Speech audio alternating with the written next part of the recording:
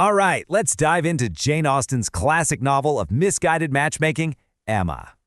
It's all about Emma Woodhouse, who makes her friend's love life her new pet project. So Emma's got it all. She's rich, smart, and super confident in her own judgment. She decides to take the sweet but kinda clueless Harriet Smith under her wing. And her big mission? To find Harriet a husband way out of her league. She thinks she's found the perfect guy, the charming local vicar, a Mr. Elton. And just like that, Emma starts seeing proof everywhere. But is it really there? First, Mr. Elton gushes over a portrait Emma painted of Harriet. Case closed, right? Then there's a riddle from Mr. Elton. Emma is totally convinced its compliments are for Harriet. But hang on, someone warns her that Mr. Elton might actually be into her. Emma just laughs it off, absolutely sure her matchmaking plan is working perfectly. Well, the truth always comes out, doesn't it? Especially during one very awkward carriage ride. After a bit too much wine, Mr. Elton confesses everything and pops the question. But he's not proposing to Harriet. He's proposing to Emma. Her whole theory just collapses. She turns him down, says she thought he liked Harriet, and he is just horrified. Yeah, he basically says Harriet is way beneath him. It's all about social class. So that ride home, super awkward. He's furious, she's mortified, a total disaster. This is when Emma finally admits it. She was completely blind, making everything fit her theory. So what happens next? Mr. Elton leaves, gets engaged, and poor Harriet is left heartbroken. Emma realizes the worst part isn't her embarrassment, it's the pain she caused her friend. You see, this whole mess shows how arrogance and class prejudice can be truly blinding. It's a huge wake-up call for her. But you have to wonder, is this the last of her bad ideas? Welcome to The Explainer. Today, we're jumping into Jane Austen's classic, Emma, to unpack how really good intentions can go so wrong. It's a story that shows how the road to total chaos is often paved by someone who is absolutely sure they know what's best for everyone else. So, let's meet our main character, Emma Woodhouse. You have to understand, she is at the absolute top of her small-town world. She's wealthy, she's smart, and she's got influence. Austen tells us she has very little to distress or vex her, which, as you're about to see, is kind of the whole problem. It leaves her with way too much free time to start meddling in other people's lives. Emma's little side hustle as a matchmaker gets off to a flying start. She takes all the credit for her governess getting married to the very kind Mr. Weston. And that one success, that's all it takes. She's convinced she has this incredible, rare gift for romance, like it's her true calling. Now her friend, the much more level-headed Mr. Knightley, he tries to warn her, but Emma is just way too pleased with herself to even listen. And this right here, this supreme confidence, this unshakable belief that she just knows better, is what drives the entire novel. Emma isn't just giving a bit of friendly advice. No, she sees herself as the grand architect of everyone else's happiness. And that belief? Well, it sets the stage for her next and much more ambitious project. You know, every great artist needs a canvas, right? Well, Emma finds hers pretty quickly in the form of the sweet, very impressionable, and let's be honest, hopelessly naive Harriet Smith. To Emma, Harriet is just perfect. She's pretty, she's good-natured, and, this is the key, she is a complete social blank slate. The book describes her as having a docile, grateful disposition, which means she's basically looking for someone to tell her what to do. So Emma doesn't really see a friend in Harriet. She sees a project, a masterpiece of social climbing just waiting to be created. So Emma's plan for Harriet, it's actually pretty simple when you break it down. Step 1, get rid of her current romantic interest, a totally respectable and kind local farmer named Robert Morton. Step 2, polish Harriet up a bit, refine her. And step 3, marry her off to someone much higher up the social ladder. Easy, right? And step 1 is just frighteningly easy for her. Harriet gets this really heartfelt proposal from Robert Martin, and all Emma has to do is plant this little seed of doubt with this very manipulative piece of advice. Of course, Harriet, who is confused and just wants to please her fancy new friend, immediately refuses a man she actually likes. And just like that, the coast is clear for Emma's grand design.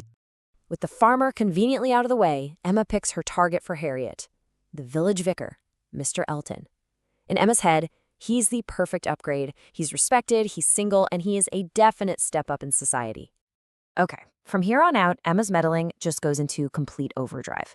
She's setting up accidental meetings, she's encouraging little moments, and she misreads every single pleasant thing Mr. Elton says as proof that he's falling for Harriet. And this is where Emma's self-delusion becomes almost comical.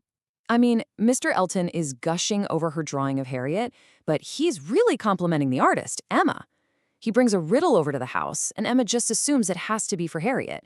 She is so deep in her own story that she literally cannot see the truth, even when it is staring her right in the face. So the moment of truth finally comes one snowy night after a dinner party. Emma, Harriet, and Mr. Elton all end up in the same carriage for the ride home. Emma just leans back, totally satisfied, thinking, okay, this is it. He's about to make his move on Harriet. And then, boom, the whole plan just spectacularly implodes. Mr. Elton, feeling bold in the carriage, makes this huge, passionate declaration of love, not to Harriet, but to a completely horrified Emma. It was never about Harriet. It was Emma he wanted the whole time. And to make it so much worse, when Emma is like, "You must mean Harriet," he gets deeply offended. He cruelly dismisses Harriet as being way beneath him socially, basically saying, "Marry her? I can do better." It's that raw, unapologetic snobbery that just completely shatters Emma's entire fantasy. And this comparison just lays it all out perfectly. You see this huge gap between Emma's arrogant plan and the humiliating reality. She was aiming for this amazing social victory, and instead, all she managed to do was cause heartbreak for her friend and a whole lot of embarrassment for herself. Now, you'd think a disaster of that magnitude would teach Emma a lesson, right? But nope, her pride is a really stubborn thing. Her journey to actually understanding herself is going to require an even lower, more painful public humiliation. So the real tipping point comes during a picnic. Emma is bored, she's irritable, and she makes this witty but just devastatingly cruel joke at the expense of Miss Bates, who is a very kind but also very poor woman in their circle. The joke lands, and there's just this stunned silence. And for the very first time, someone holds Emma accountable for her words. And that someone, of course, is Mr. Knightley. He is furious. Later, in private, he gives her this absolutely blistering takedown. He forces her to see her words not as some clever joke, but as a cruel abuse of her power against someone who could never, ever defend herself. And this is the moment that changes everything. This isn't the embarrassment she felt about being wrong with Mr. Elton. This is a deep, gut-wrenching shame for being unkind, for failing morally. And that painful realization is what finally kicks off her real transformation. So humbled and really wanting to make things right, Emma finally stops looking at the world like it's her own personal chessboard. She starts to look inward, questioning her motives and, for the first time really, her own heart. Once those walls of her own self-importance start to crumble, she can finally see other people for who they really are, and the person she sees most clearly is Mr. Knightley. The one person who always challenged her, who corrected her, but who also always cared for her. It's like, in losing all that arrogant self-assuredness, she finally finds true self-awareness. And it's right then that Mr. Knightley confesses his own feelings. He basically tells her that all his criticism, all his attention, it wasn't because he disapproved of her. It was because of this deep, constant love. He loved her not in spite of her faults, but with them, all of them. So in the end, everybody finds their happy ending. But not because of Emma's meddling, it's in spite of it. Emma finds love with her true equal. And Harriet, finally free from Emma's influence, happily accepts a second proposal from that very same farmer Emma thought was so unsuitable. You know, when you get right down to it, Emma's journey was never really about finding husbands for other people. It was about facing her own pride and arrogance, to become a person who was actually worthy of love herself. All of her spectacular failures were exactly what she needed to find her own happiness. Emma's story really leaves us with this timeless question. It proves that a 200-year-old novel can still feel like a powerful mirror, forcing us to ask ourselves, where in our own lives might our good intentions be getting a little bit clouded by our own blind spots?